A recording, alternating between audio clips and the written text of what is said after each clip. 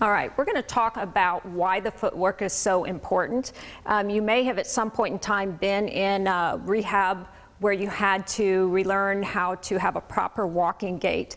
A lot of people hear that kind of just as a proper walking gait as if it's not really important. Well, it's actually really, really critical. And the reason for that is humans maintain themselves through motion and through movement. At any given time of the day, you're either sitting, you're standing, or you're walking primarily. If you're exercising, you're sitting, standing, walking in some form or fashion, like doing a lunge, or you are lying face down or lying face up. So your ability to apply not just neutral torso alignment, but you have to be able to apply proper foot mechanics that helps the torso move the way that it's supposed to.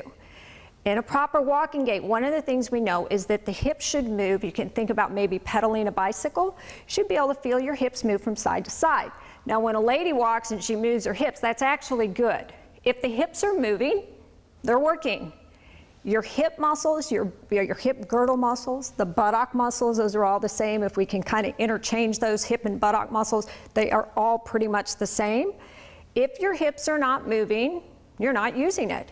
If you're not using it, based on how your brain learns and how your brain develops habits and patterns, if you're not using it, you lose it. So that's really, we know now with neuroplasticity, that's actually really the truth. The brain is a use it or lose it brain, as I'm quoting Norman Doidge there, but it's really, really true. So let's look at the footwork and what that does to my hips so you'll understand why you're doing it and something else we want you to feel for.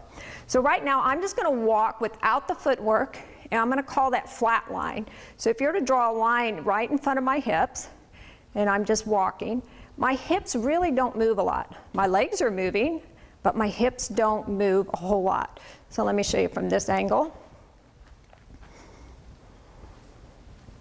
So there's just not a lot of motion in my hips. Certainly there's no motion in my shoulders. There's just not a lot of footwork going on. Now, I'm going to add the flex foot. I'm going to put the edge of my heel down, and I'm going to use my foot. Now when I do that, now watch this back foot.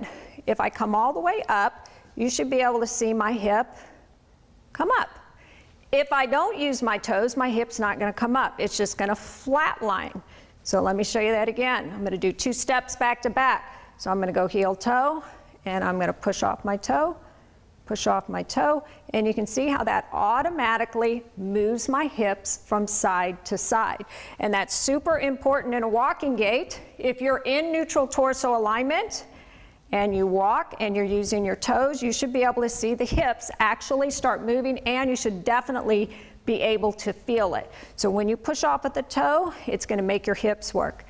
If your hips start working the way they're supposed to, the shoulders are actually supposed to rotate and turn just slightly when you're walking, and you'll actually be able to feel that too. It's a natural torso motion for walking.